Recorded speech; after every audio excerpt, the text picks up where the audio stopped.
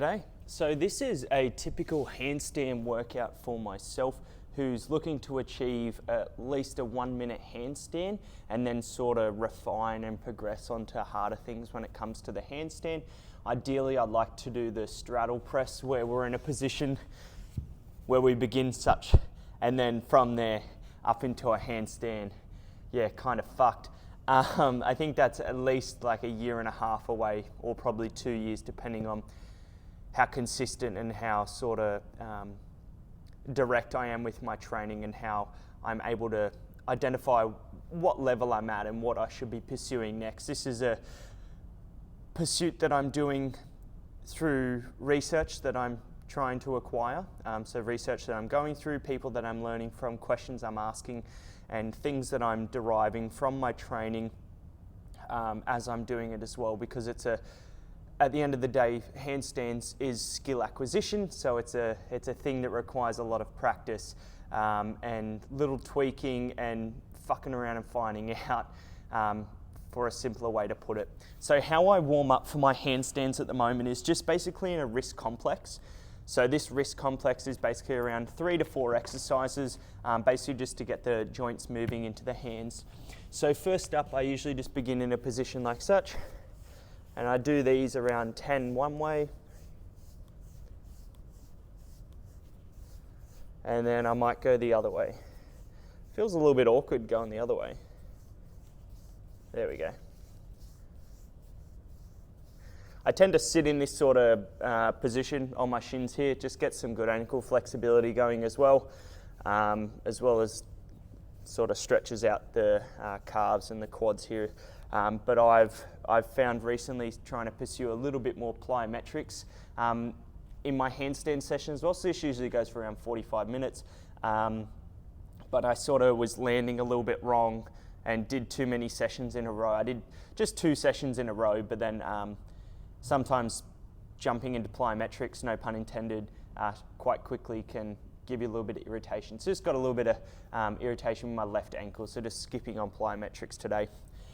For our first one, what we're doing is we're basically beginning in a position on all fours, and then what I'm doing is I'm like reaching over my hands. So obviously the further that we lean forward, the more intense it's going to be on our wrist joints here. So then the further we lean back, naturally, the easier it's going to be. So I try and find an area where I'm just stretching it, going in like nice little circles, seeing if I have any niggles or anything. I did train upper body yesterday, so I did some bench press, I did some heavy chin-ups, I did some, what else did I do? Some skin the cats, and then basically just some accessory work. So I'm feeling good, but still, again, carrying just a little bit of fatigue from yesterday's session.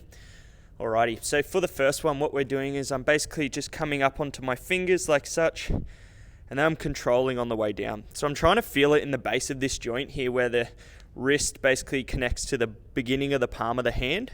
So I'm controlling, leaning forward, and then taking my time coming down. Each of these exercises I usually do around, anywhere from like 8 to 20, just depending on how I'm feeling. If I'm forgetting to count, or if I'm feeling a little bit sore. If it's feeling good, sometimes I lean into it a little bit more.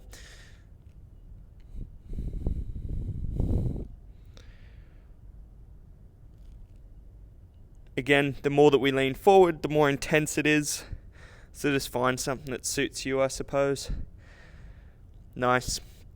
Next is I like to just lean my hands out like such. So I'll do it this way for the sake of the video. What we're doing is we're just basically getting some range into the backs of the hands here as the top of the wrist joins the other side of the palm. And then what we're doing is basically just stretching in this position. I've found like elbows to the front as well gets a really good stretch here on the radial side of the forearm as well. So you can explore and tweak things when it comes to how you're stretching as well. Through my flexibility journey, which has been a painful and tedious one, a lot of learning is tweaking it. Like obviously like finding things, how you feel things a certain way a little bit more than another way is an important thing to do. Like there's so many things out there that are good for us, but like what's good for you in your particular circumstances is arguably the most important thing. And a lot of times it just takes fucking around and finding out. Like, it's rather straightforward. Alrighty. Now, in this one here, we're beginning with fingers facing each other again. The further we go forward, the harder the further we go back. So I tend to ease on the side of a little bit further back for this one, just because it is quite intense. And then we're coming up, squeezing our hands as much as possible, and then slowly lowering back down to the backs of the hands. So they're coming up and down.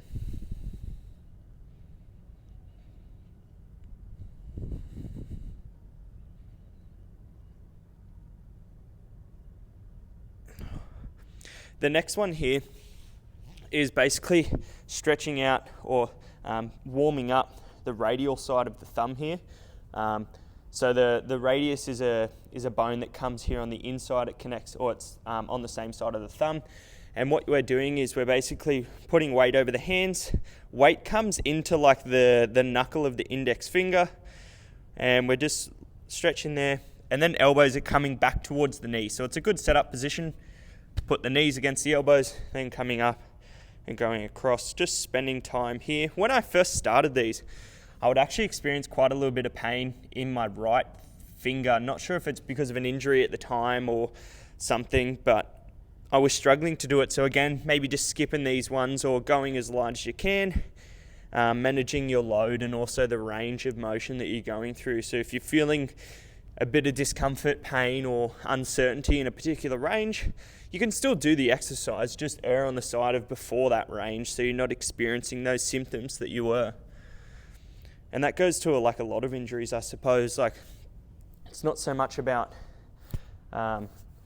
completely not doing an exercise. Maybe it's just about slowly reintroducing that exercise and getting back to a position where you were. So just don't going as deep. If you feel pain in a certain depth, don't go as deep. Like, it doesn't need to be so complex, and it's also just managing the loads that you're doing. Maybe you just need to go a lot lighter, or the intensity just needs to be less significant than what you were doing. What's important is like getting back to the position where you were, like getting back into that exercise, like performance goals, rather than just being like pain-free again. I think that's a good way to approach any sort of injuries. Next is we just have forearm stretch. So in this position, I like to do one at a time. I feel like I get a better stretch and it's more intentional.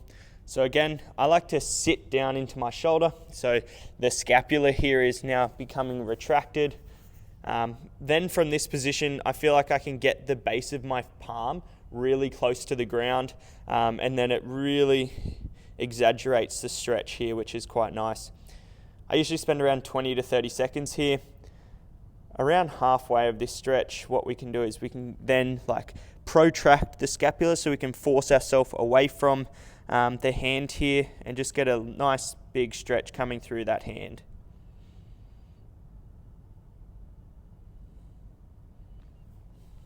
Nice.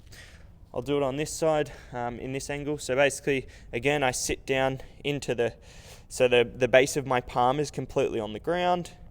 And then from there, I'm leaning back, creating a more intense stretch.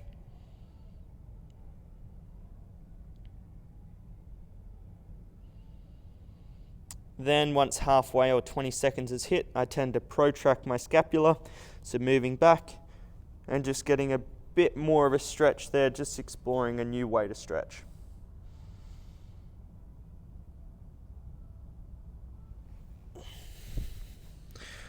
Alrighty, so moving into pretty much my handstands, I tend to not do any sort of warm-ups when it comes to my mobility or like opening up my shoulders and things. Should I be doing it? Probably, but I've found just sort of jumping straight onto the wall and warming up that way has been quite beneficial for me. If things tend to slow down with my progress, or maybe I'm not feeling as adequately warmed up, then maybe I might do something to help open up, say, the thoracic spine or my shoulders into extension. But we'll move on to the wall now. So how I've found my progress has been coming along is against the wall. Like, it just sounds pretty straightforward, but like the wall is your best friend. You're able to find the proper alignment when it comes to your handstand, as well as like if you're just kicking up in the freestanding handstand on the ground, more often than not, you're just going to keep falling over. You may not have like the actual strength or the window of stability and balance, and the ability for you to catch yourself and retain that balance is not going to be there. So here, with skills and drills against the wall, time spent against the wall, you're able to expand that sort of window where you can begin to catch yourself and pull yourself back into alignment to maintain the handstand when we're freestanding. So I tend to do I'm just going to put this down. I tend to do like a little bit of a cartwheel onto the wall. It gets me up a little bit quicker. But when I'm getting fatigue, I tend to just hands on the ground and then walk myself back up to the wall. My warm-up's usually around 1 minute for just 1 to 2 sets of 1 minute against chest to wall. And then I'm doing toe and heel pulls off the wall I'm trying to expand that window of stability or strength that I have with my handstand, as well as really learning how to use my fingers and my palm of the heel of my palm to really control and dictate the corrections I'm making while I'm in my handstand. So index fingers are pointing forward, similar to like our toes here. Our toes dictate a lot of the strength.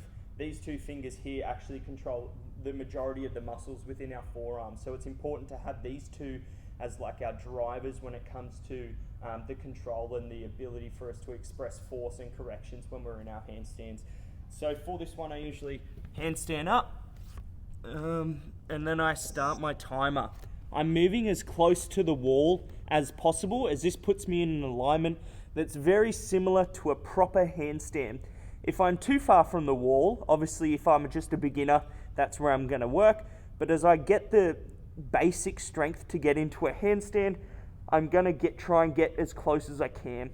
From this position, I'm not sinking down. I'm in scapular elevation, and what I'm doing is shoulders near the ears, and I'm just trying to get my chest to the wall. My bum is beginning to tuck, and my rib cage is beginning to pull down as well. From this position, I'm just breathing and holding. If I was, again, being this close, it forces me to begin to warm up my fingers here. If I didn't have any warming up, or like if I didn't have any engagement with my fingers and I let things go, I would simply fall from the wall. So it requires me to be engaged. That's probably very loud on the mic. But that's set one. So the wall is your best friend, not only for us to begin to feel comfortable being upside down, but now coming off the wall and using our fingers and learning how to use your fingers. Like you may experience some like of those aha moments where you think that you're using your fingers, or you think that you're doing something, and then all of a sudden you actually do it and you're like, oh my God, like I fucking did it then, when all that time you're like, oh, I'm doing it, but nothing's happening. It just takes time, and all of a sudden something happens. Like change happens all the time until it happens all at once, and then you realize. So what I'm doing now for my toe pulls is I'm coming a little bit further back from the wall, and then basically I'm trying to pull on the ground as hard as I can, which pulls myself from the wall and then into a proper alignment. So I've found when I'm doing my toe pulls, it's a little bit harder for me because you really have to grip the wall, whereas heel pulls tend to be a little bit easier as I'm basically just coming straight off the wall. Maybe I've got those round the wrong way, but we'll soon figure it out. So what I'm doing is hands just off the wall, a little bit further back than our chest to wall. Now, I'm also learning how to kick up as well in this position, which is a very important skill as it can dictate how much momentum we're carrying up. So I tend to begin in a handstand or like beginning in my what would be my handstand position. So elevated shoulders, and then from there I'm kicking up, touching the wall, and I'm here. From here, I'm pushing shoulders towards the ears, hips down, point toes. From there, I'm pulling on my fingers and coming off the wall. I'm holding for around 10 seconds. Sometimes I don't make it because I'm fucking yapping. Again, engaging, looking at my palms. And I'm aiming for about 5 reps, up to 10 seconds. So tuck the hips, point the toes, tuck the ribs, pushing away and coming off the wall. My Last one.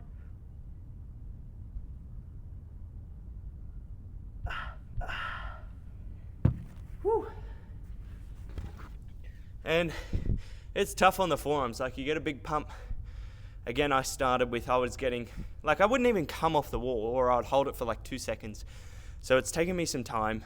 I'm now getting to a round on a good one. That was an okay set. Sometimes I get the 5 reps with 10 seconds, but I definitely feel it in my hands. So we'll cut to now my toe pulls or heel pulls. One of the two. Got the rig out. What we're doing is now toe pulls. So the ones that we've just done are called heel pulls. I find those significantly harder. They require more attention to pull yourself off the wall. Because the center of mass is already sort of past it, you're trying to retain it back to the center of mass. So for this one, toe pulls, what we're doing is we're basically leaning off the wall first. No, we're keeping our toes on the wall, I find, and then finding the center of mass over our hands, which tends to be over the base of the knuckles, or at the base of the knuckles here. And that's basically going to be like our center of mass. And that's where we're always trying to find it, because I feel like in the center of mass, that's where the least amount of sort of energy is expended to maintain that position. So we're going to begin in the chest to wall position. So going up into the chest to wall. From this position, I'm a little bit off the wall, so not as close as a traditional chest to wall. And then from this here, my toes are touching, my bum's tucking. I'm leaning forward, so I'm over my hands. Then my toes slightly come off. And now I'm holding 2. That was a bit poor. Again, pushing off the wall, tucking the abs.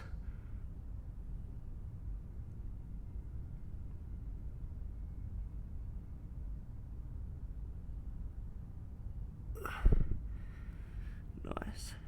And again.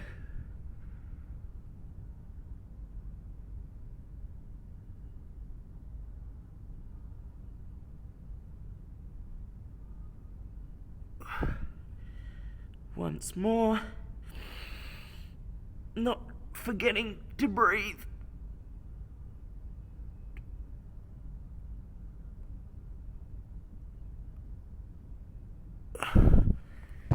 And slowly coming down. A good way to sort of get down as well, because coming off the wall is quite scary. Not only being upside, a little bit scary, especially if we're new to this, but safely coming down. One, to mitigate risk and injury as much as possible, but also just to fucking get down safely. What I've found is, so we're up into our handstands.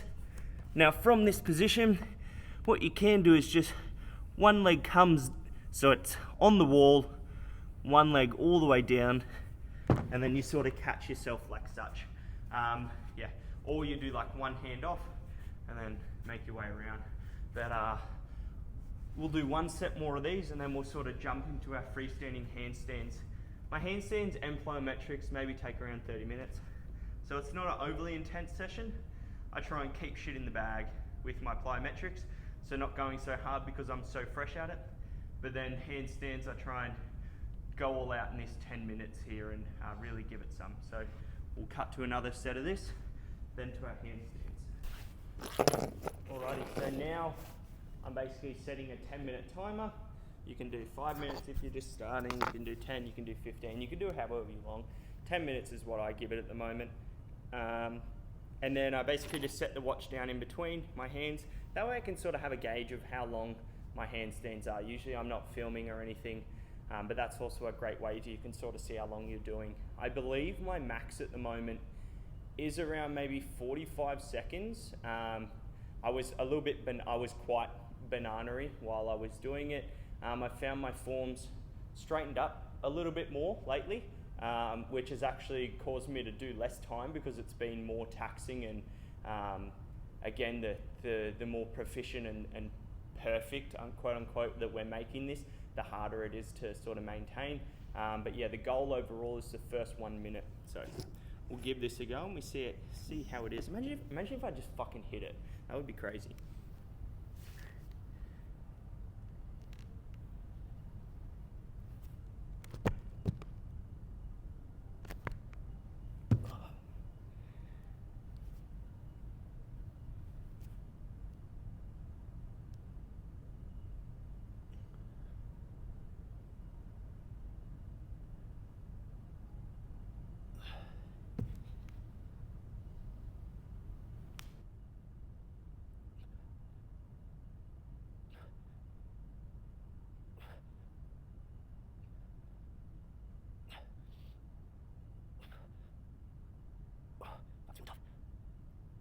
Oh, fuck.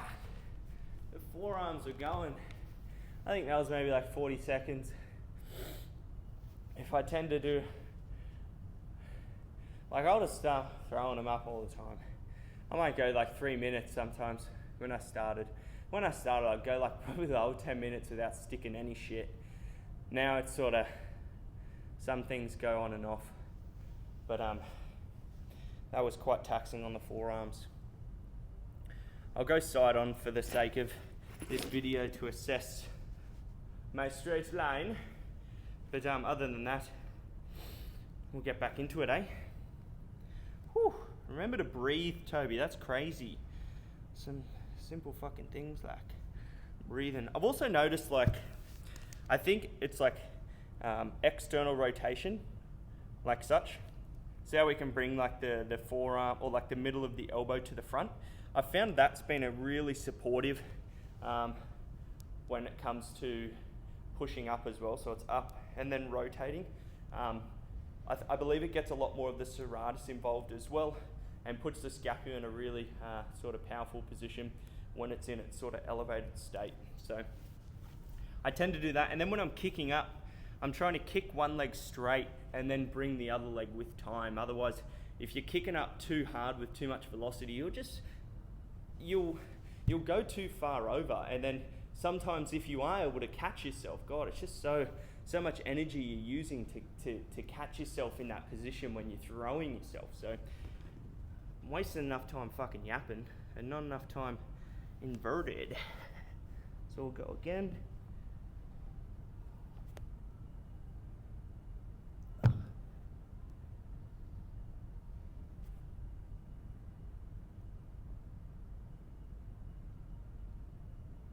Come on.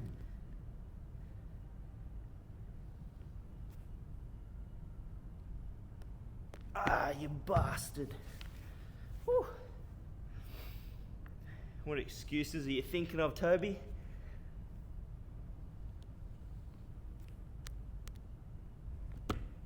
Oh. Whew. Take your time, brother. Again, how wide and how close you go. The closer you go, I feel like I've seen people like Harry Williams and that talk about Harry's like arguably Australia's best handstand coach or one of them. Really super good information. I've learnt quite a bit from him just through his videos, but he says like close hands are more like circus performers and that real sort of angelic line. Gymnasts out wide. Because it allows them to sort of project themselves or travel through the hands, and it allows that. So I mean, finding your happy medium, sometimes anatomically some people are just outside that sort of shoulder width, sometimes it's just at shoulder width. So explore with yours. I mean, you've got plenty of time to explore. This is going to take you a while. Handstands is a fucking journey, man. It's like I wake up wondering if this is something I even want to do. And then you get the next goal and you're like, I love this shit.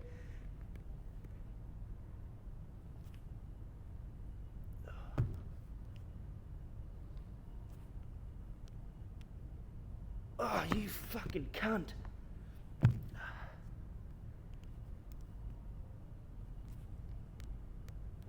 Ugh. What are these noises, Darby?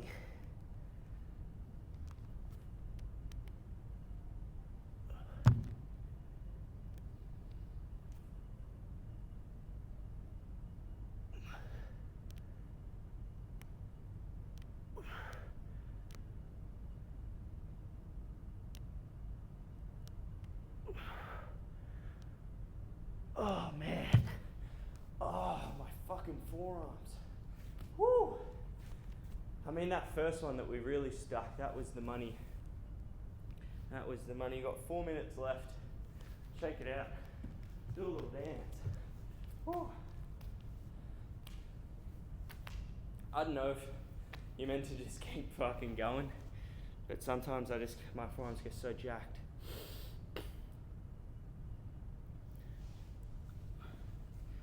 Alrighty, so I've been, a little bit of history, I've been doing handstands on and off for maybe about the last year, but then it probably would have only been the last 2 months that I've started doing it, probably more often than not. So about four times a week I've been doing this. And I feel like I've come a long way with it. But again, these are just like 10, 20-minute sessions a day.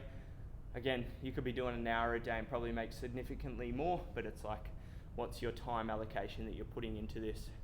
How much does it mean to you? Are you doing any other training? Certain things like that. So, what are your stresses in your life? What's your nutrition and your sleep like? Are you punching cones all the time?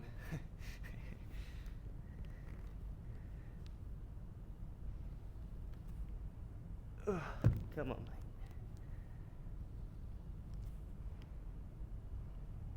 Oh my God. Sometimes I just forget all the stuff that I've learned. And it's a blessing. Sometimes it's a curse.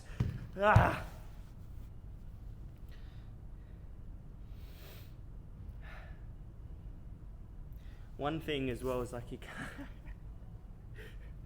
I'm using these talks as like an excuse for me to not do these handstands because I'm sucking today.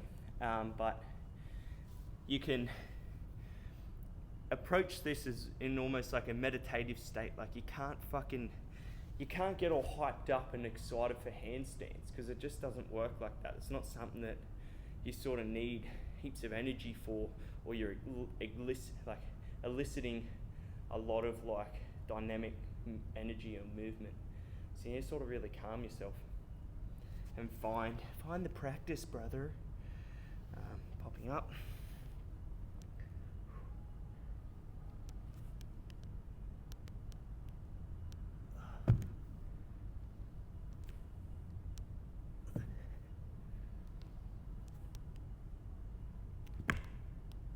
Ugh. Oh my God, last minute and 30. Let's go.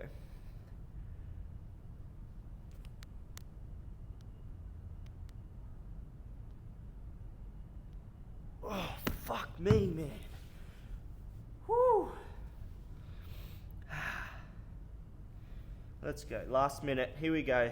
I'm not sure if I just got this.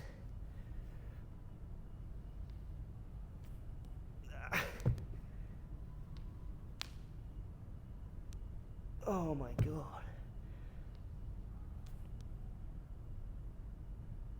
Oh my God, I got nothing.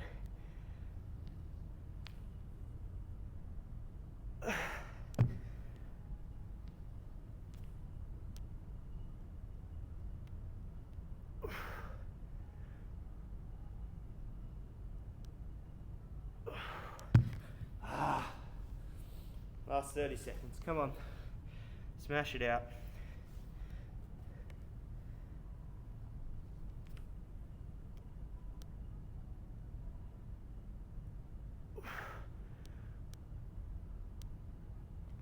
Ugh.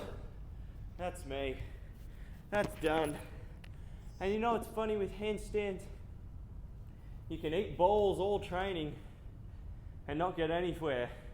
And then tonight I'll be in the kitchen, I'll be cooking dinner with my girlfriend. I'll be like, oh, I'll do handstands. And I'll get the fucking minute handstand. And that's life.